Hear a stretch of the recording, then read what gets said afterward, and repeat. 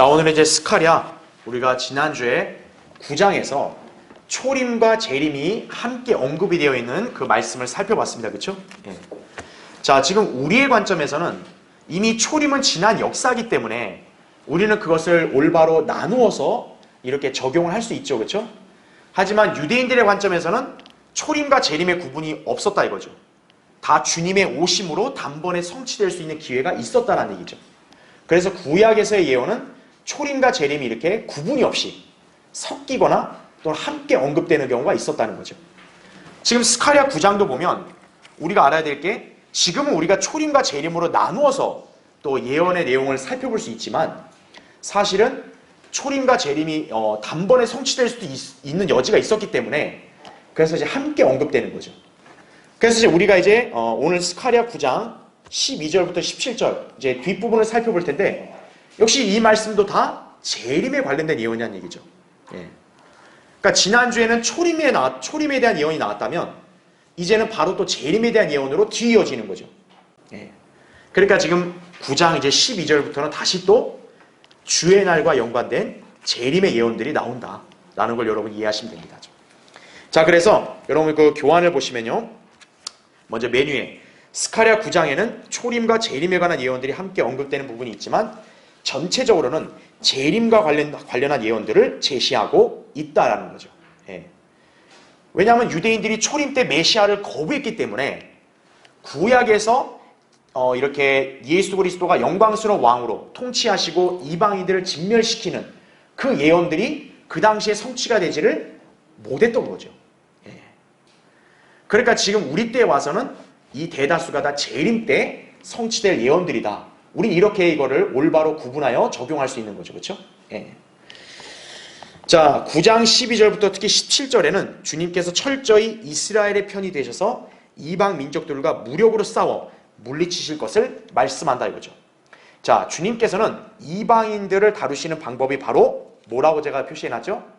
무력 전쟁인 것이다 이거죠. 예. 대다수의 교회들은 이 사실을 거부하죠. 그저 뭡니까? 초림 때 예수 그리스도가 겸손한 모습을 오셔가지고, 그렇죠? 예.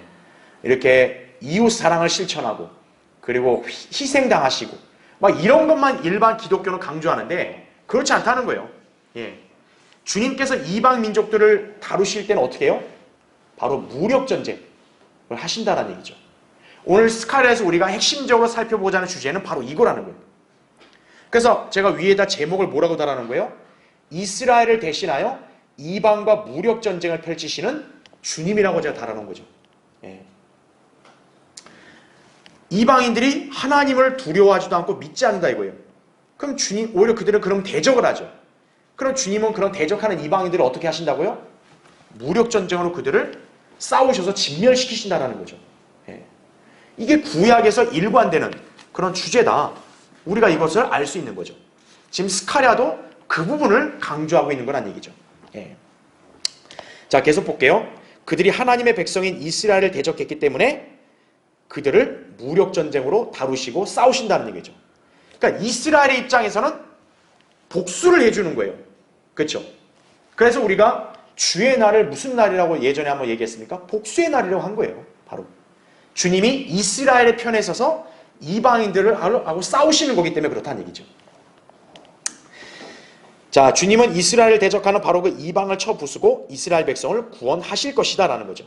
이 일은 영적인 내용이 아니라 문자 그대로 재림 때 실현될 예언이다 라는 거죠.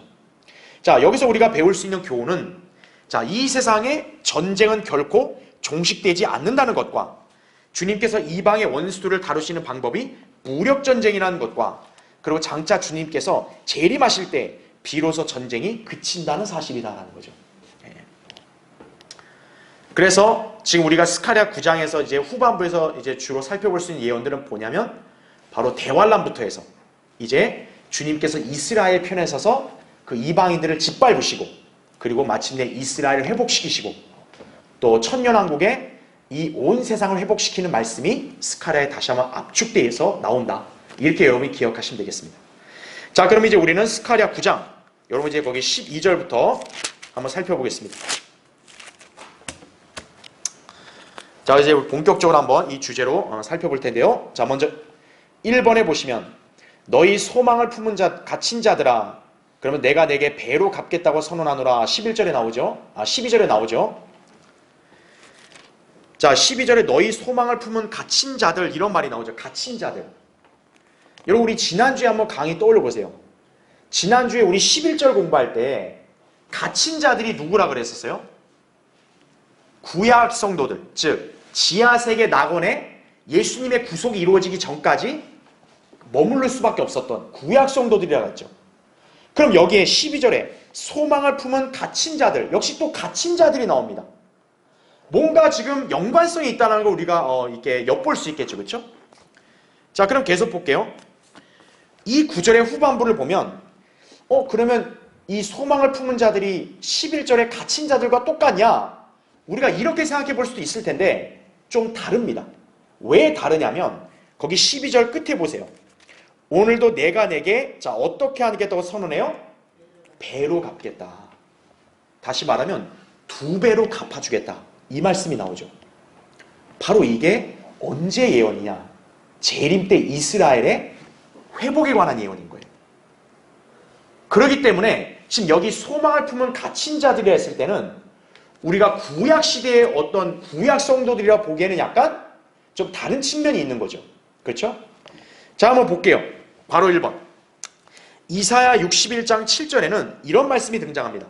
너희의 수치로 인해 배나 가질 것이며 치욕으로 인해 그들은 그들의 분깃을 즐거워할 것이니 그러므로 그들이 그들의 땅에서 배나 차지할 것이요 영원한 기쁨이 그들에게 있게 되리라 이거죠. 지금 이 구절을 보면 딱 내용이 어때요? 수치를 당하다가 이제 회복이 되는 거죠. 이스라엘의 회복에 관한 예언이라는 걸 우리가 직감할 수 있겠죠. 그럼 여기서 봐야 될 게 뭐냐면 그들의 땅에서 자 뭐나 차지할 거라고 나와요? 배나 차지할 것이요.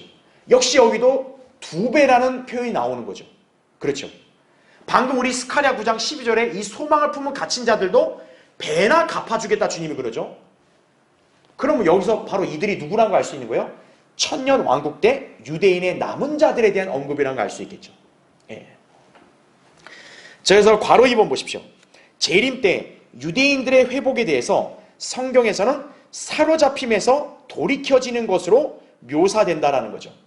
이 표현에 적용되는 대표적인 인물이 바로 누구라고 우리가 배웠죠? 욥이라고 배웠죠. 욥이 극심한 고난을 당하다가 마지막 42장에서 회개하고 나서 비로소 이제 어떻게 됩니까? 욥이 회복이 되죠. 그래서 욥기 42장 10절에 보면 사로잡힘에서 회복돼서 하나님께서 욥에게 몇 배의 복을 준다고 우리가 말씀을 배웠어요? 2배를 복을 준다 그랬죠. 바로 욥이 누구를 예표하니까 그래요? 유대인 환난 성도들을 예표하기 때문에 그런 거죠. 네. 그래서 유대인 남은 자들의 회복에 관한 예표다. 우리가 이것을 이렇게 배웠죠. 자, 그럼 괄호 3번 보세요. 욥은 유대인 환난 성도들의 예표죠. 그렇다면 여기서 그들과 관련된 예언의 말씀이 소망을 품은 갇힌 자들과 무슨 연관이 있는가라는 거예요. 자, 그것은 바로 이들이 아브라함의 품이라 불리는 지하세계의 낙원에 잠시 갇혀있게 될 것을 의미한다라는 거죠. 자, 언제라는 거죠? 대환란 때라는 거죠. 자, 그래서 이걸 한번 구도를 볼게요.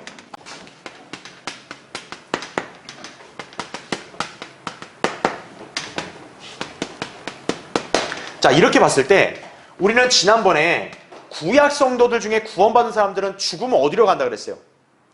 하늘로 가는 게 아니라 지하세계에 있는 아브라함의 품 이렇게 가는 거죠.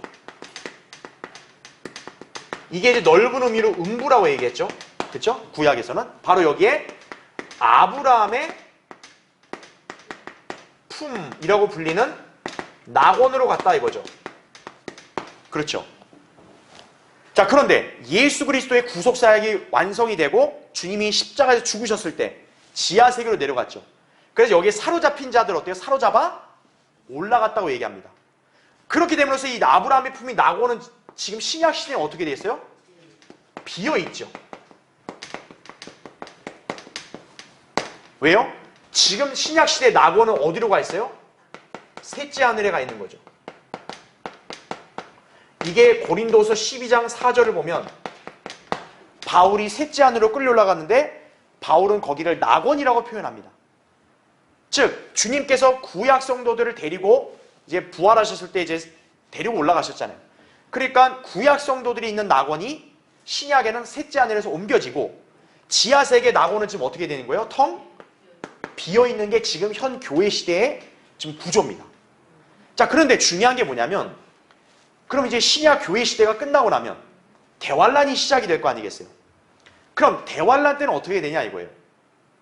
대환란 때는 다시 이게 좀 변동이 됩니다. 즉 어떻게 되냐? 여기가 비어있죠. 환란 성도들은 그러면 이제 어떻게 될까요? 죽으면 하늘로 바로 가는 게 아니라 환란 성도들은 다시 어디 가서 머물러 있는 거예요? 지하세계 낙원 가서 머물러 있는 거예요. 즉 우린 이미 배웠지만 환란 성도들이 대환란 때는 어떻게 믿음을 지킵니까? 목배임, 순교를 당하는 거죠. 즉 목배임을 당한 성도들이 죽잖아요. 죽으면 혼들이 보통 신약 성도는 올라가는데 이 환란 성도들은 올라간다 안 올라간다? 안 올라가고 다시 옛날 구약처럼 어떻게 된 거예요? 아브라함의 품으로 가는 거예요. 다시. 그래서 아브라함의 품에 그러면 언제까지 있냐? 바로 이들이 나중에 대환란 끝에 무슨 일이 일어나요? 휴거되죠. 환란 성도들이 휴거가 있을 때까지 잠시 여기서 대기하고 있는 것이죠. 왜 그럴까요? 쉽게 생각하시면 돼요. 바로 경륜상의 차이 때문에 그래요. 자, 신약 시대에는 예수 그리스도의 피로 완전한 구속을 받죠. 그래서 은혜로 말미암아 완전한 구속을 거저받죠. 그러니까 신약 성도들은 어차피 죽으면 어때요? 바로 그냥 하늘로 갈 수 있지만 환란 성도들은 다르다는 거죠. 왜요? 환란은 다시 어느 시대의 경륜이 회복되는 부활하는 거니까요? 구약, 율법 시대의 경륜이 회복되기 때문에 그래요. 그래서 구약 성도들은 왜 바로 하늘로 못 올라갔냐? 이 사람들은 자기 행위, 자기 의로 구원받은 사람들이거든요. 그래서 구약의 구원책이 뭡니까? 믿음 플러스 행위죠. 이게 대환란 때 어때요? 다시 부활하는 거예요.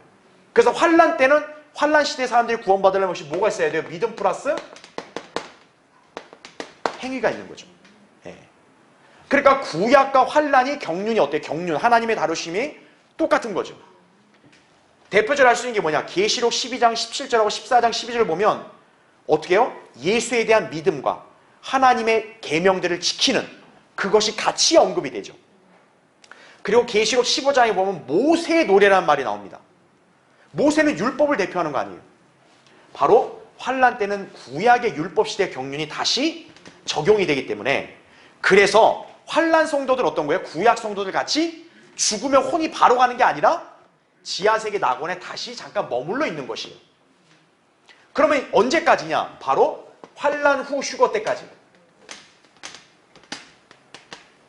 왜 그러냐면 우리가 요한계시록 보면요.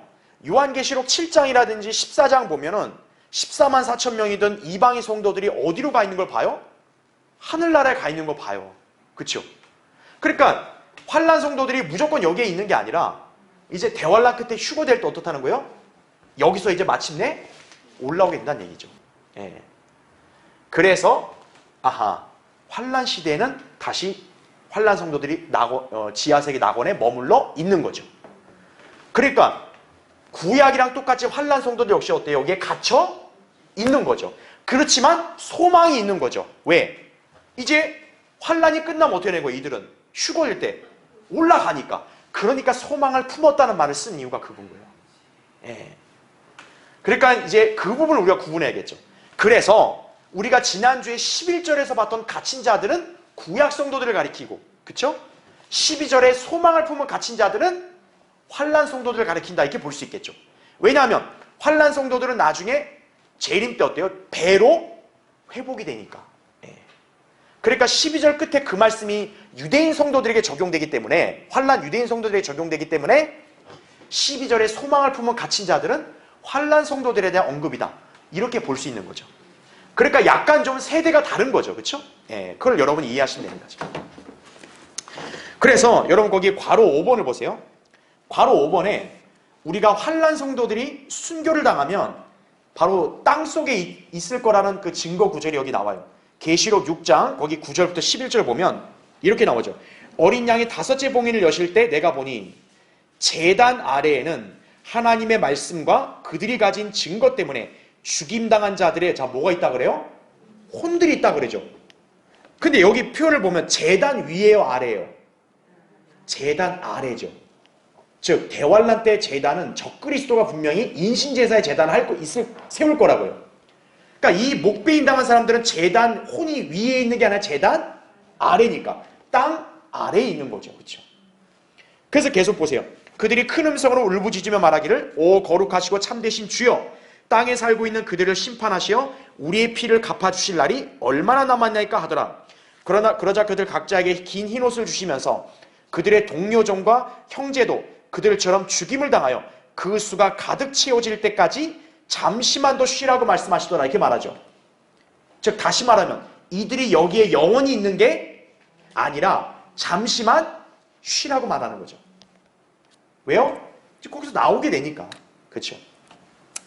자, 맨 밑에 괄호 6번 보세요. 그래서 환난 성도들은 재림 직전에 있을 환난 후 휴거 때 비로소 그들의 혼들이 하늘로 들림을 받을 것이다 라는 거죠.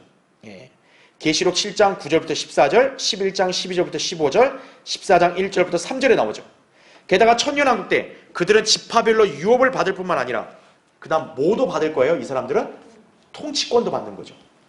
그게 요한계시록 20장 4절에 나온 거죠. 그 교환해 보시면 또 내가 보좌들을 보니 그들이 그 위에 앉았는데 심판이 그들에게 주어졌더라. 그 다음 거기 밑줄 친 거 잡으세요.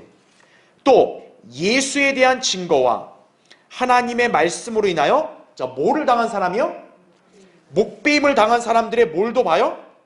혼들도 보았는데 아까 이 표현을 어디서 봤어요? 우리가 방금 계시록 6장에서 목베임 당한 사람들이잖아요. 그렇죠? 근데 계속 보세요. 다음 페이지.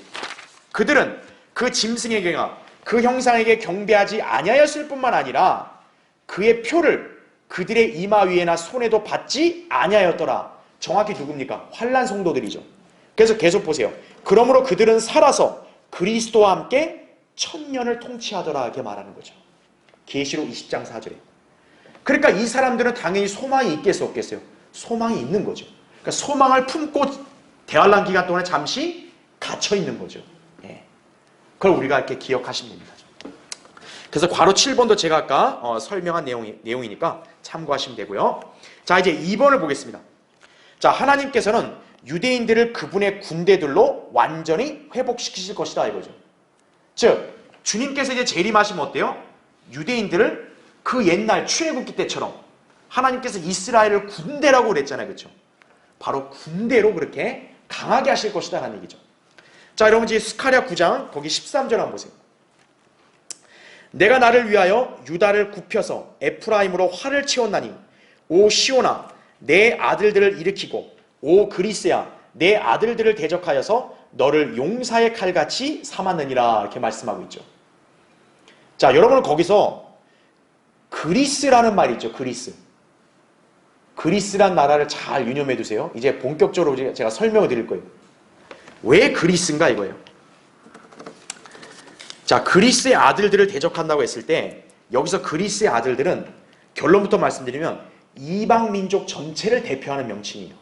예. 이방 민족 전체를 여기서는 하나님께서 어떤 나라로 대표하셨다고요? 그리스라고 대표하신 거예요. 자, 왜 그런지 볼게요. 자, 밑에 괄호 1번 보세요. 바울은 신약에서 이방인들의 대명사로 자, 어떤 용어를 사용했습니까? 헬라인들이라는 용어를 사용했습니다. 헬라인들. 그렇죠? 여러분 우리 암송 구절 잘 알죠? 그리스도의 복음을 부끄러워하지 않으니 이는 이 복음이 믿는 모든 사람을 구원에 이르게 하는 하나님의 능력이 되며라. 첫째는 유대인에게요. 또한 헬라인에게로다 이거죠. 헬라인이라 했을 때는 당시에 그리스인데 근데 성경에서 헬라인이라 했을 때는 뭡니까? 이방 민족 전체 이방인들을 대표하는 호칭인 거예요. 예. 바울은 그렇게 썼다는 얘기죠. 그래서 로마서 10장 12절이든 고린도서 1장 22절부터 24절이든 골로새 3장 11절, 갈라디아 3장 28절 등등. 그러니까 신약 성경에서도 이방인들을 대표적으로 뭐라고 썼냐면 헬라인들이라고 불렀다는 얘기예요. 자, 이처럼 여기서도 그리스의 아들들이라는 명칭으로 이방 민족 전체를 대변하고 있다 이거죠. 주님은 바로 그 유대인들을 군대들로 무장시켜 이방 민족들을 치게 하실 것이라고 지금 말씀하시는 것이라는 얘기죠. 마치 언제 때처럼요? 여호수아 정복전쟁 때처럼. 우리 잘 알죠? 여호수아서가 뭡니까? 여호수아가 이제 이스라엘 백성 그 군대를 이끌고 대장으로서 카나안 땅에 진군해서 이방인들을 다 싸움으로 무력으로 다 진멸시키는 거죠. 그게 바로 뭐냐면 예수 그리스도의 재림을 예표하는 거죠. 그렇죠? 즉 유대인들이 바로 어떻다는 거예요? 그 옛날에 군대와 같이 이제 강하게 돼서 이방인들을 칠 것이다라는 얘기죠. 예. 그런 개념에서 주님께서는 여기서 이방 민족들을 대표해서 어떤 나라를 대신 쓰신 거예요? 그리스를 쓰신 거예요. 자, 그러면 바로 2번 보세요. 왜 주님께서는 재림 때 이방 민족들을 대표하여 그리스라는 한 나라를 대명사로 그럼 사용하신 것인가 이거예요. 자, 이것은 그리스의 왕이 적그리스도와 연관되어 있기 때문에 그런 거예요. 자, 거기 밑에 동그라미 1번 보세요. 다니엘서에서 예언된 그리스의 왕은 역사적으로 알렉산더 대왕을 지칭합니다. 그래서 다니엘 8장 21절이라든지 10장 20절 보면 그리스의 통치자란 말이 나와요. 그렇죠? 자, 여러분 잘 아시다시피 페르시아를 멸망시킨 그리스는 그리스의 왕이 누굽니까? 알렉산더라는 건 역사적으로 다 알고 있어요. 우리가. 그렇죠? 하지만 성경에서는 역사적인 인물 알렉산더를 절대 언급하지 않습니다. 성경에는요, 누부칸네살이라는 이름도 나오고 코레스라는 이름, 다리오라는 이름 다 나와요. 근데 알렉산더라는 이름은 안 나와요. 왜 성경에서는 이방의 다른 역사적인 인물의 이름은 넣어놓고 왜 알렉산더 이름을 안 넣었을까요? 바로 그 알렉산더가 역사적인 인물로 성경에서 조명하려는 게 아니라 그 그리스의 왕은 장차 누구라는 것을 가리키기 위함이에요? 적그리스도라는 걸 가리키기 위함이에요. 그래서 알렉산더라는 이름은 따로 안 넣었다는 얘기죠. 예. 그러니까 우리는 역사로 이미 지난 역사이기 때문에 아는 거지 사실은 뭡니까? 알렉산더라는 이름을 밝히지 않았다는 거예요. 성경에서. 왜냐하면 성경에서 바로 그 그리스 왕을 적그리스도하고 강력하게 연관짓기 때문에 그런 거예요. 자, 왜 그러냐면요. 거기 동그라미 2번을 보세요. 알렉산더는 당시 역사적으로요. 동정녀 출생을 통해 그리스의 주피터에 상응하는 아몬 신의 아들이라고 선포되었는가 하면 실제로 알렉산더는 33살에 요절하기까지 합니다. 왜 그리스의 알렉산더가 적그리스도의 예표가 되냐면요. 이 알렉산더 행보를 보면 적그리스도와 너무 닮은 거예요. 적그리스도의 특징이 뭡니까? 예수 그리스도를 흉내내는 거죠. 그래서 예수 그리스도께서 33살 반으로 지상에서 30세부터 해서 33살 반에 부활하시잖아요. 그렇죠? 예. 적그리스도도 똑같이 3년 반 활동을 따라하죠. 그렇죠? 그리고 예수 그리스도가 동정녀 탄생을 하셨잖아요. 바로 그것을 흉내내는 거죠. 알렉산더도 역사적으로 뭐냐면 이 사람은 동정녀 출생한 사람이다라고 역사적으로 그렇게 널리 알려져 인물이었어요. 왜 그럴까요? 알렉산더에게는? 그리고 알렉산더는 주피터, 아몬 신의 아들이라고 불립니다. 예. 바로 뭐냐면은 멸망의 아들의 하나의 예표를 보여주는 거죠. 그렇죠. 그리고 흥미로운 게 알렉산더는요 33살에 갑자기 요절을 해요. 왜 하필 33살일까요? 알렉산더가? 바로 예수 그리스도를 모방하는 적그리스도를 강력하게 암시하고 있는 거죠. 네. 계시록 13장 3절이나 데살로니가서 2장 3, 4절 보면 우리가 잘 알다시피 적그리스도가 대환란 중간에 갑작스럽게 이상을 당해서 암살이든 뭐든 죽게 되고 다시 부활을 한다 그랬죠. 네. 바로 이제 그런 부분을 연상하게 되는 거죠. 게다가 적그리스도는 알렉산더가 이룬 제국의 영토 안에서 장차 일어날 것이다라는 거죠. 그래서 여러분 동그라미 3번 보세요. 따라서 하나님께서는 적그리스도의 통치 아래에 있는 이방 민족들을 대표할 한 국가로 그리스를 선택하신 거예요. 그러니까 여기서도 왜 이방인들을 대표해서 그리스라는 나라를 썼냐? 바로 지금 이 예언이 재림과 연관된 예언이기 때문에 주님이 재림하시기 직전에 온 세상을 통치할 인물이 바로 누굽니까? 적그리스도죠. 그 적그리스도가 어느 왕으로 불리는 거예요? 그리스 왕으로 구약의 예언에서 불렸다라는 얘기죠. 그래서 여기서도 그리스라는 나라를 쓴 거예요.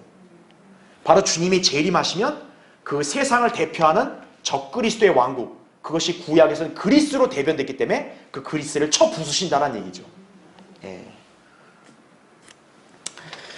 자, 그래서 이제 괄호 3번 보세요. 지금 스가랴의 본문의 이 구절들은 모두 재림 때 주님께서 치를 전쟁에 관한 예언들이다라는 거예요. 그래서 우리가 본격적으로 살펴볼게요. 여러분 거기 14절 보시면 먼저 14절의 메뉴에 주께서 그들 어디에서 보이신다고 나와요? 위에서 보이신다. 왜 위에서 보일까요? 주님이 어디서 내려오니까? 하늘에 내려오니까 그들이 위에서 봐야죠. 그렇죠? 요한계시록 1장 7절이나 19장 11절에 하늘에서 내려오시는 주님의 광경을 그들이 보기 때문에 그런 거죠. 그 다음에는 거기 14절 두 번째 보면 그의 화살이 번개같이 어떻게 된대요? 나갈 것이라고 말합니다. 자, 이것은 주님께서 재림하셔서 원수들과 싸워 진멸시키실 때 나타날 현상과 연관된다 이렇게 나와요. 그래서 하박국 3장 9절에 보면 지파들의 맹세들, 즉 주의 말씀에 따라 주의 활이 완전히 꺼내어졌나이다. 셀라 이렇게 나오죠. 여러분 활이 꺼내지는 건 뭡니까? 쏠라고 하는 거죠. 싸워서 진멸시키려는 거죠. 그러면 여기서 왜 화살이 번개같이 나간다고 말하죠? 이거는 뭐냐면 번개가 딱 치면 어때요? 섬광이 나면 막 반짝이고 그렇잖아요. 이거는 바로 뭐냐면 주님께서 재림하시면 어때요? 그분께서 음성을 내면 천둥과 같은 음성이 나오고 그리고 주님께서 이방인들을 치실 때는 아주 눈이 뜨질 못할 정도의 섬광이 나타날 것을 암시하고 있는 거예요. 그래서 거기 보세요. 사무엘하 22장 14절 15절 보면 주께서 하늘로부터 천둥을 발하셨고 지극히 높으신 분께서 음성을 내셨도다. 그가 화살들을 쏘아서 그들을 흩으셨으며 여기 화살들도 나오죠. 그 다음 잘 보세요. 번개로 그들을 어떻게 해요? 폐주시키셨다. 즉 주님께 나타나서 싸우시가 어떤 거예요? 엄청난 섬광이 나타나는 거예요. 그럼 그 섬광에 눈을 뜨겠어요? 못 뜨겠어요? 이 사람들이. 너무 섬광이 빛나면 아예 시력을 잃을 수도 있겠죠. 예. 그러니까 주님의 그런 싸우시는 그 위험은 엄청나다라는 거죠. 예. 그 다음에 동그라미 3번 보세요. 세 번째는 주 하나님께서 뭐를 부신다고 나와요? 나팔을 부신다. 나팔은 전쟁을 알리는 경고 소리를 말한다 그랬죠. 그렇죠? 그래서 요엘서 2장 1절에 너희는 시온에서 나팔을 불고 내 거룩한 산에서 경고의 소리를 내어 그 땅의 모든 거민들로 떨게 하라. 이는 주의 날이 오며 그 날이 가까움이라 그랬죠. 우리 요엘서 공부할 때 바로 주의 날, 주님의 재림하면 어때요? 나팔 소리가 와 웅장하게 나는 거죠. 예. 자, 그 다음 페이지 보세요. 자, 동그라미 4번. 자, 이번에는 14절에 어떤 표현이 나오냐? 거기 나오죠. 남풍의 회오리 바람과 함께 나갈 것이요. 회오리 바람이란 말이 나오죠. 자, 이 회오리 바람은요. 오늘날 뭐를 연상할 수 있냐면 토네이도 있죠. 사이클론, 태풍 이런 엄청난 위력을 발하는 그런 바람을 말한다는 거죠. 즉 주님께서 재림하시면 바로 이런 엄청난 회오리 바람이 불 거라는 걸 말씀하고 있는 거죠. 여러분 지금 이 땅도 어때요? 태풍 불면 막 사람들이 꼼짝을 못 하잖아요. 즉 이 회오리 바람, 성경에서 회오리 바람이 나오면 무조건 여러분은 재림을 연상하시면 되는 거예요. 바로 주님께서 재림하시게 되면 어때요? 진노로 적그리스도의 군대를 진멸시킬 거란 얘기죠. 예. 여러분 주님이 막 싸우실 때 막 회오리 바람까지 같이 불어봐요. 그럼 여러분 적군이 이걸 견딜 수 있겠어요? 못 견디죠. 그래서 여러분 거기 예레미야 30장 23절 교환에 표시해놨죠. 보라 주의 회오리 바람이 계속적인 회오리 바람이 자 뭐와 함께 나간다고 나와요? 진노와 함께 나가죠. 주님의 진노가 바로 언제 있을 때예요? 재림 때 있는 거죠. 그러니까 재림 때 주님이 진노로 막 이방인들을 막 싸우시고 진멸시킬 때 어떤 거예요? 회오리 바람까지 같이 나가니까 아주 이게 공포에 떨 수밖에 없는 거죠. 그렇죠? 예. 그래서 거기 나오잖아요. 고통과 함께 악인의 머리 위에 떨어질 것이라 라는 말이 나오죠. 여기 악인이면 특정 인물 바로 누굴 가리키고 있어요? 적그리스도죠. 적그리스도 그것도 어디요? 머리에 떨어진다. 적그리스도의 머리가 박살나는 게 바로 뭡니까? 재림인 거죠. 그렇죠. 예. 예레미야 25장 32절에도 역시 회오리 바람이 진노와 연관되어 있다. 이런 표현이 나옵니다. 자, 그래서 주님께서 이제 재림하시면 어때요? 이렇게 이방 민족들을 아주 이렇게 엄청난 위력과 공포로 치실 것을 말씀하고 있는 거죠. 자, 그런가 하면 거기 괄호 4번 보세요. 특히 주님께서는 철저히 이방 민족들이 대적하는 자 누구의 편에 서신다고요? 이스라엘의 편에 서서 그들을 어떻게 하신다고요? 진멸시키실 것이다라는 거죠. 그리고 여러분 거기 15절 한번 보세요. 15절. 그 스가랴 9장 15절 보면 만군의 주께서 그들을 호위하시리니 이렇게 나오죠. 여기서 그들이 바로 누구겠어요? 이스라엘을 가리키는 거죠. 즉 주님이 이스라엘을 철저하게 호위하신다. 왜요? 우리 예전부터 계속 배웠죠. 아마겟돈 전쟁이 왜 일어납니까? 적그리스도의 군대와 이방 민족들이 누구를 치려고요? 유대인들을 치려고. 예수 그리스도와 유대인들을 치려고 모이는 거 아니에요. 유대인들 입장에서는 얼마나 무섭겠어요. 그렇죠? 하지만 만군의 주께서 그들을 어떻게 하신다고요? 호위하신다는 거죠. 세상의 안목으로 볼 때는 이스라엘은 홀로 싸우는 걸로 보이죠. 그렇죠? 이방인들은 다 연합되어 있는 것처럼 보이죠. 그러니까 인간의 안목으로 볼 때는 이방 민족이 강하게 보이겠지만 결국 누가 더 강하다는 거예요? 이스라엘이 강하다. 왜? 주님이 그들을 호위하시기 때문에 그런 거죠. 그래서 그게 동그라미 1번에 있는 말씀이고, 자 여러분 그래서 그 증거 구절을 여러분 스가랴 거기 12장 8절 한번 보세요. 스가랴 12장 8절. 그날에 주는 예루살렘의 거민들을 어떻게 하신대요? 보호하시리니 이렇게 말하죠. 그러면 잘 보세요. 그날에는 그들 가운데 약한 자가 누구같이 된대요? 다윗같이 되고. 여러분 다윗이 얼마나 용맹한 장세요. 그렇죠? 근데 재림 때는 이스라엘의 가장 약한 자가 누구 같대요? 다윗같이 된대요. 그럼 이스라엘의 강한 자는 도대체 얼마나 강한 거예요? 그러니까 주님이 이스라엘과 함께 하니까 어떤 거예요? 재림 때는 이스라엘의 막강함은 실로 말로 표현할 수 없는 거죠. 그래서 계속 보세요. 다윗집이 뭐와 같대요? 하나님같이. 그들 앞에 선 뭐같이 된대요? 여러분 주의 천사가 얼마나 막강합니까? 우리가 예를 하나 든다면 히스키야 때 거기 이사야에 나온 말씀 그대로 주의 천사가 아시리아 군대 18만 5천 명을 단번에 죽였죠. 주의 천사가. 얼마나 주의 천사가 막강해요. 근데 지금 여기 나온 대로 다윗집이 뭐와 같이 된대요? 주의 천사가 된다는 거죠. 그런 이스라엘을 감히 이방 민족들이 덤비고 이길 수 있겠어요? 없다란 얘기죠. 네. 그래서 거기 동그라미 2번 보세요. 15절에 나온 표현대로 그들이 어떻게 한다는 거예요? 이방 민족들을 삼킨다는 말이 나오는 거죠. 왜? 막강하니까. 그렇죠? 그리고 계속 보세요. 뭘로 짓밟은다고 나와요? 물맷돌들로. 자, 여러분 여기 한번 보세요. 자, 지금 재림 때 이스라엘은요. 재림 때 이스라엘은 정말 막강하잖아요. 이 막강한 이스라엘을 비교해서 어떤 인물을 등장시킵니까? 다윗을 등장시키죠. 그렇죠. 다윗같이 강하다. 자, 그럼 여러분은 다윗의 용맹담을 잘 기억해 보세요. 다윗이 용맹함을 널리 떨칠 수 있었던 사건이 있었죠. 다윗이 젊었을 때 바로 누구를 죽인 거예요? 골리앗을 죽인 거죠. 그렇죠. 그럼 골리앗을 뭘로 죽였죠? 물맷돌로 죽였죠. 지금 우리 스가랴 9장에 있는 대로 물맷돌들로 짓밟으다 그랬죠. 그렇죠. 즉 여러분이 아셔야 될 게 다윗과 골리앗 싸움이지만 사실 다윗은 이스라엘의 진영에 있는 대표 장수죠. 여기는 필리스티안이잖아요. 이방 민족이라고요. 그렇죠? 다시 말하면 이스라엘과 이방 민족이 싸움인 거예요. 근데 당시에 이스라엘 백성 다 겁먹었죠. 왜? 인간의 안목으로 볼 때는 이 필리스티안 골리앗은 어마어마한 존재인 거예요. 도저히 전력상으로는 이길 수 없다. 이렇게 판단이 된 거예요. 근데 그걸 뒤집었죠. 누가 뒤집은 거예요? 다윗이 뒤집은 거죠. 뭘로요? 물맷돌로. 그래서 우리가 알아야 될 게 뭡니까? 다윗은 누구를 예표해요? 예수 그리스도를 예표하죠. 그렇죠? 골리앗은 누구를 예표합니까? 적그리스도를 예표하죠. 그래서 우리가 알아야 될 게 사무엘상 17장에 다윗과 골리앗이요. 단순히 그냥 사람들이 무슨 흥미있게 보는 이야기가 아닌 거예요. 바로 사무엘상 17장은 재림에 관한 예표인 거예요. 다윗과 골리앗 싸움은 바로 재림을 예표하는 거예요. 즉 예수 그리스도가 적그리스도를 죽이는 거죠. 자, 다윗이 골리앗을 어떻게 죽였어요?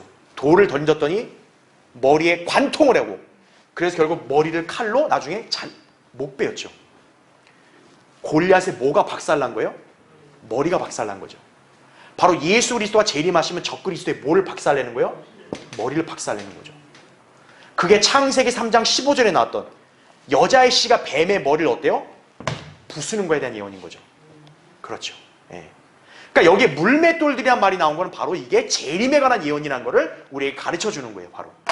여러분 그걸 잘 기억하셔야 합니다. 그래서 뭐 하박국 3장 13절이라든지 시편 68편 21절 그리고 신약에 보면 로마서 16장 20절에도 바울이 분명히 예언했죠. 하나님께서 사탄을 속히 너희 발 아래 부수신다고. 그렇죠? 예. 바로 그것을 가리키고 있다. 이렇게 이해하시면 되고요. 자, 밑에 동그라미 3번 보세요. 15절에 또 이런 표현이 있죠. 그들이 마시고 술에 취한 것처럼 소리를 내리라 그랬죠. 여러분 그 술 취한 사람이 어때요? 고성방가 되게 크게 잘 지르죠. 그렇죠? 예. 자, 주님께서 재림하셔서 이방 민족들과 싸우실 때 성경은 마치 술로 인해 외치는 용사 같다고 말씀한다는 거죠. 즉 음성이 어떤 거예요? 굉장히 큰 거죠. 예. 여러분 싸움 잘하는 사람 어때요? 자신감이 넘친 싸움 잘하는 사람은 막 음성도 막 크고 우렁차잖아요. 그렇죠? 자신 없고 허약한 사람이 막 헤이 막 이러잖아요. 그렇죠? 주님이 재림하실 때 그 용맹함이 얼마나 대단하냐. 여러분 술 취한 사람이 소리 얼마나 크게 질러요. 진짜 막 귀 따가울 정도로 울리죠. 술에서 막 술로 인한 용사처럼 엄청나게 함성이나 그 음성이 용맹하실 것이다라는 얘기죠. 그렇죠. 그래서 거기 보시면 시편 78편 65절에 이런 표현이 나오죠. 그때 주께서 잠에서 깬 자같이. 잠에서 잠들다 깨면 어때요? 막 이렇게 깨잖아요. 그렇죠? 포도주를 인하여 외치는 용사같이 깨셨다라는 거죠. 주님이 깬다. 바로 재림을 가리키는 거죠. 예. 그래서 그 예언과 우리가 연관될 수 있다 보면 되고요. 동그라미 4번. 자, 15절에 또 이런 표현이 나와요. 그들이 그릇들같이 또 제단의 모퉁이들처럼 채워지리라 이렇게 나옵니다. 여러분 이 표현이 무슨 뜻일까요? 자, 구약의 율법에서는요. 이제 제사를 지내잖아요. 그러면 동물을 잡아서 피를 어떻게 합니까? 제단에 뿌리고 제단 아래에다 어때요? 피를 쏟아붓습니다. 그게 레위기 4장 18절과 25절에 그 설명이 나와요. 그럼 여기서 제단의 모퉁이들처럼 채운다는 말이 뭐겠어요? 바로 피와 연관되어 있는 거죠. 피를 쏟아붓잖아요. 제단에다가. 그렇죠? 바로 이 표현을 쓴 이유가 뭡니까? 주님께서 재림하시면 이방 민족들을 짓밟아서 그들의 피를 어때요? 흘리게 하실 것이라는 예언의 말씀이 되는 거예요. 자, 그래서 거기 신명기 32장 보세요. 거기 42절. 거기 교환에 나오죠. 내가 내 화살들로 피에 취하게 할 것이요 내 칼이 살해된 자와 포로된 자의 피와 더불어 육체를 삼키리니 원수에게 복수를 시작함부터라 이렇게 나오죠. 즉 주님이 재림하셔서 그 원수인 이방 민족들을 복수하시면은 엄청난 살육으로 피가 흐를 거 아니에요. 예전에 구약에서 제사 지낼 때 제단 아래에 피를 뿌렸듯이 부었듯이 바로 그 이방인들의 피로 차고 넘칠 거란 얘기죠. 그걸 여러분이 여기서 이렇게 이해하시면 된다는 거죠. 자, 그래서 괄호 5번 보세요. 주님께서 그분을 믿지 않고 대적하는 이방 민족들을 다루시는 방법은 자, 바로 뭐라고요? 무력전쟁이다. 하나님을 믿지 않고 대적하며 조롱했던 까불었던 그 이방인들을 주님은 그들을 어떻게 다루셔요? 무력전쟁으로 그들을 친다라는 거예요. 그때는 잡이 없어요. 동그라미 1번 보세요. 성경에서 주님은 전사의 힘을 말씀한다 이거죠. 출애굽기 15장 3절에 우리 주님은 전사. 여러분 전사는 뭐 하는 사람이에요? 싸우는 사람이에요. 주님은 지상의 민족들의 죄악에 대한 심판으로 바로 뭐를 사용하신다고요? 전쟁을 사용하신다라는 거죠. 그러니까 여러분 잘 아셔야 될 게 왜 인류 역사가 시작된 이래로 지금까지 왜 전쟁이 한 번도 없었던 적이 없을까요? 왜 이 지상에는 전쟁이 끊이질 않을까요? 여러분 전쟁을 바로 누가 일으키시는 거예요? 하나님이 일으키시는 거예요.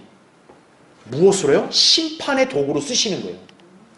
그래서 밥존 시니어 목사님은 이런 격언을 남겼던 거예요. 전쟁은 이 생에서의 하나님의 심판이요. 지옥은 내세에서의 하나님의 심판이다. 이렇게 나온 거예요. 아, 훌륭하죠? 네. 그러니까 전쟁은 왜 일어나는 거예요? 하나님께서 그 민족의 사악함 때문에 심판하시는 거예요. 지상에. 그러면 그 죄인들이 지상에서 심판받으면 끝이에요? 아니죠. 그들은 사후에 어디로 가는 거예요? 지옥의 심판을 당하는 거예요. 이것이 바로 세상의 전쟁이 끊이지 않는 이유다라는 거죠. 그러니까 오죽하면 독일 속담에 이런 말이 나오잖아요.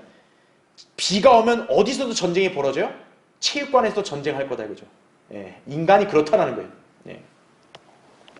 자, 동그라미 2번. 결국 재림 때 주님께서 오시면 초자연적인 그분의 군대를 이끌고 와서 이방 민족들을 철저하게 응징하심으로 그들을 멸망시키실 것이다 이거죠. 그러면 이제 이 세상의 나라들이 우리 주와 그의 그리스도의 왕국들이 되어서 그분이 영원 무궁토록 통치하시게 될 것이다 라는 거죠. 요한계시록 11장 15절 말씀이 성취가 되는 거죠. 자, 동그라미 3번. 이것이 성경 전체의 핵심 주제다라는 거죠. 성경에는 구원보다는 아마겟돈 전쟁에서 민족들을 죽이시고자 다시 오시는 주 예수 그리스도에 관한 예언에 적용되는 구절들이 훨씬 더 많이 기록되어 있다는 거죠. 그래서요, 구원 타령만 하는 사람들은요, 성경에 무지한 사람들이에요.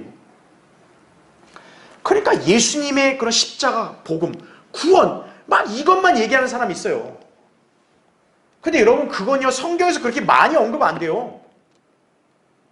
성경에는 훨씬 더 뭐가 더 많이 언급돼요? 우리 주님이 싸우시고 이방인들 진멸시키고 또 이스라엘을 회복시키고 천년 왕국에 통치하시는 거, 그게 훨씬 더 많이 나와요, 성경에서. 그러니까 잘 알아야 될 게 뭡니까? 구원만 얘기할 거고 구원만 최고라면 왜 하나님께서 66권의 성경을 우리한테 다 주시냐고요. 그렇죠? 그냥 로마서만 주시면 되죠. 그렇죠? 네. 성경의 핵심 주제는 주님이 이방인들과 무력전쟁에서 진멸시키고 그분의 백성과 성도들을 구원하신다는 거예요. 자, 밑에 3번 보세요. 주님께서 이방 민족들과 무력전쟁을 벌여 그들을 진멸시키신 이유는 다름 아닌 그분의 백성인 누구를 구원하시기 위하며? 이스라엘을 구원하시기 위함이다 이거죠. 그래서 거기 9장 16절 보세요. 스가랴. 주 그들의 하나님께서, 여러분 여기 주 그들의 할 때 그들이 누구겠어요? 이스라엘의 하나님인 거죠. 하나님께서 그날에 그의 백성의 양무리처럼 그들을 구원하시리니 이는 그들이 면류관의 모처럼 된다고요? 보석들처럼 되어 그의 땅에 깃발처럼 들어 올려질 것임이라 이렇게 나오죠. 자, 그래서 밑에 괄호 1번 보세요. 성경에서 우리 하나님이란 명칭은 예외 없이 이스라엘 민족이 부를 때 사용된다는 거죠. 그래서 다윗의 기도에도 우리 하나님, 우리 아버지란 용어가 등장하고 있는 거예요. 역대기상 29장 10절부터 16절에 나온다 이거죠. 자, 예수 그리스도께서 제자들에게 소위 주기도문 있잖아요. 일반 교회들이 말하는 주기도문, 그걸 가르칠 때도 하늘에 계신 뭐라고 그래요? 우리 아버지라 그러죠. 그러니까 그 우리 아버지라는 명칭은 이방인 성도들하고는 관계 없다라는 거죠. 유대인이라는 민족적인 개념의 호칭인 거예요, 바로. 그러니까 주기도문이라고 하는 그 주기도문이라고 하는 예수님이 가르친 기도는 누가 하는 기도라는 거예요? 유대인들이 하는 기도라는 거예요. 교회랑 무관하다는 거예요. 그러니까 성경을 조금만 알면 전혀 그걸 오류를 안 일으키는데, 지금 이 나라 교회들은 성경을 모르니까 어때요? 주일만 되면, 주일 예배만 되면 맨날 끝나는 시간마다 하늘에 계신 우리 아버지, 아버지 이름이 거룩하게 되시면 맨날 그냥 똑같이 하는 거예요. 아무 생각도 없이. 그리스도인들은 우리 아버지가 아니죠. 나의 아버지, 아바 아버지 이렇게 쓰는 거죠. 갈라디아 4장 6절에 나온 대로. 그 다음 페이지 보세요. 그래서 괄호 2번 보시면 그렇게 볼 때 위 구절에서 구원이란 용어는 신약 성도들의 구원이 아니라 민족적인 개념으로 적용됨을 알 수 있다는 거죠. 그래서 로마서 11장 26절 27절에 보면 바울도 얘기했잖아요. 온 이스라엘이 구원을 받으리라 이렇게 나오잖아요. 바로 구원자가 시온에서 오게 되면 야곱의 민족의 죄들이 깨끗하게 된다 그랬잖아요. 바로 민족의 구원이라고요, 이게. 또한 양무리는 의심의 여지 없이 누구에게 적용돼요? 이스라엘 백성에게 적용되는 거죠. 그래서 거기 시편 100편 3절 그 9절 보시면 너희는 주 그가 하나님이심을 알라. 우리를 지으신 분은 우리들을 자신이 아니라 그분이시라. 우리는 그의 백성이요 그의 초장에 뭐라 그래요? 양이로다. 이게 교리적으로 바로 어느 백성을 가리킨다고요? 이스라엘 백성인 거예요. 예. 그러니까 우리는 그걸 잘 구분할 수 있어야 한다는 얘기죠. 자, 그 다음에 괄호서 한번 보세요. 천년왕국 때 이스라엘은 면류관의 보석들처럼 귀하게 될 것이다 라는 거죠. 그래서 거기 이사야 62장 3절에 그렇게 나오죠. 너는 또한 주의 손에 영광의 면류관, 그 영광의 면류관 나오죠. 그 다음에 내 하나님의 손에 뭐가 될 것이라고 나와요? 왕의 두건이 될 것이라. 여러분, 왕이 두건, 왕이 머리에 쓰는 거면 얼마나 그 가치가 귀한 거예요. 바로 이스라엘의 가치가 천년왕국 때 그와 같다라는 거죠. 예, 영광의 면류관이라는 얘기죠. 자, 성경에서 보석들은 귀한 사람들을 상징하죠. 바로 성도들을 가리키죠. 제가 예전에 그리스도의 심판서 그 설교하고 강의할 때 우리가 금은 보석을 받는다 그랬잖아요. 보석이 바로 사람들을 가리킨다고 제가 예전에 강의했었죠. 그렇죠? 잠언 31장 10절에 나오죠. 자, 교리적으로는 누굴 가리키냐? 천년왕국 때 유대인들을 지칭한다 이거죠. 하지만 영적으로는 신약시대 구원받은 성도들에게도 적용이 된다는 거죠. 예. 자, 이거는 우리가 나중에 제가 한번 별도의 강의를 또 할게요. 자, 어쨌든 밑에 4번을 보세요. 주님께서 이 일을 이루시면 마침내 그분의 아름다움과 선하심을 찬양하게 될 것이고 이스라엘은 주님께서 주시는 복으로 번성하게 될 것이다 라는 거죠. 자, 마지막 스가랴 9장 거기 17절 보세요. 그의 선하심이 어찌 그리 크며 그의 아름다움이 어찌 그리 큰가. 곡식이 청년들을 기쁘게 하며 새 포도주가 처녀들을 기쁘게 할 것이라 이렇게 나오죠. 예.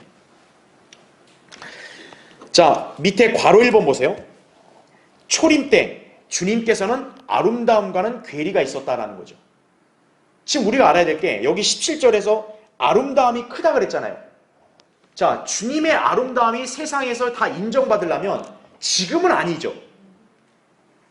자, 초림부터 해서 지금까지는 세상의 사람들이 예수 그리스도를 아름답다고 여겨요?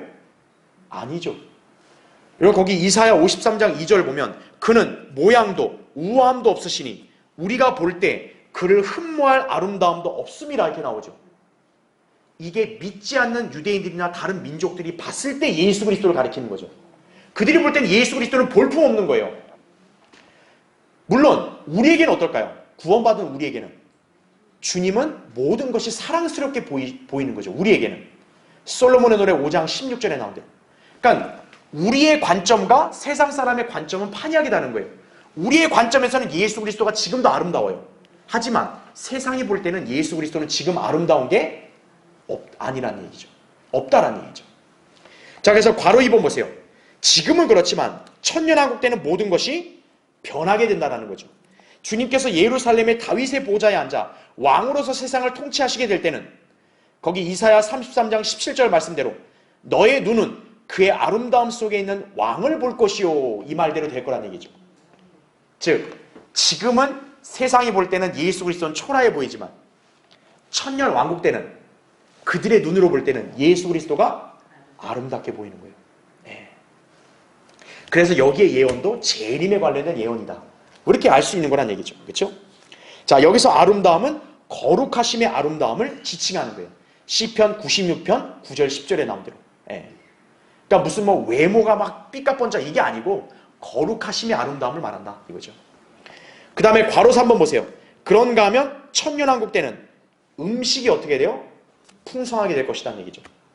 그래서 거기 요엘 3장 18절 보면 그날에 산들이 새 포도주를 떨어뜨릴 것이며 작은 산들에는 젖이 흐를 것이요 유다의 모든 강들에는 물이 흐를 것이며 주의 집에서 샘이 흘러나와 시팀 골짜기에 물을 대리라 이거죠.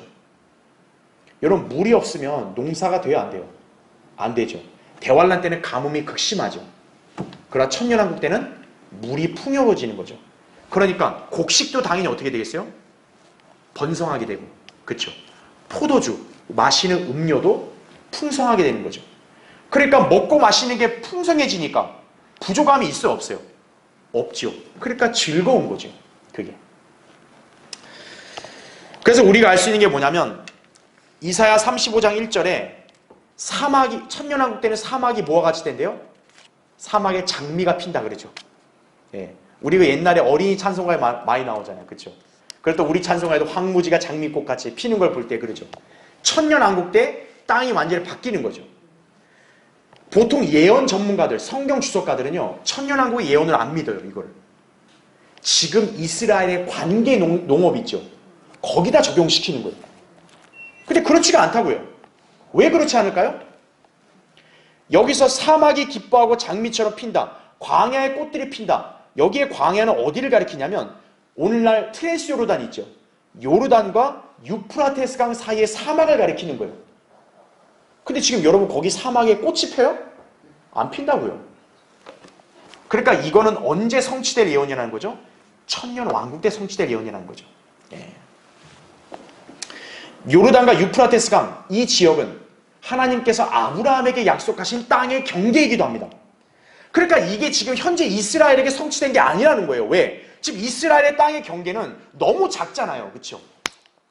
유프라테스 강까지 확장되려면 천년 왕국 때에만 가능한 거죠. 예. 그러면 마침내 어떻게 되는 거예요? 우리가 창세기 때 배운 비옥한 초승달, 즉 아담이 타락하기 이전에 에덴 동산 같이 회복이 되는 거예요. 바로. 그러니까 사막에 장미처럼 핀단 말이 바로 이걸 가리키는 거예요. 예. 그러니까 주님이 재림하셔서 이방인들을 싸워서 진멸시키고 이스라엘을 회복시켜야만 마침내 자연세계도 회복이 되는 거예요. 이 세상이 유토피아처럼 살기가 좋아지게 된다는 거죠. 예. 그러니까 여기서 사람들이 즐거워한단 말이 나오는 이유도 바로 그거예요. 광야 사막이 완전히 옛날 에덴 동산처럼 비옥해지고 풍요로워지니까. 예. 스카라는 바로 그거를 여기서 예언하고 있는 거예요. 즉 메시아 왕이 오면 나귀 새끼 타고 오고 그나서 바로 재림이 이루어지면 좋을 텐데 그들이 거부해버리니까 이게 2000년 뒤로 연기된 거죠. 그리고 이제 교회 시대 끝나고 나면 대환란부터 지금까지 앞으로 이런 예언이 이루어질 거다. 스카라는 바로 그것을 9장 후반부에서 우리에게 알려주고 있는 것이다 라는 얘기죠.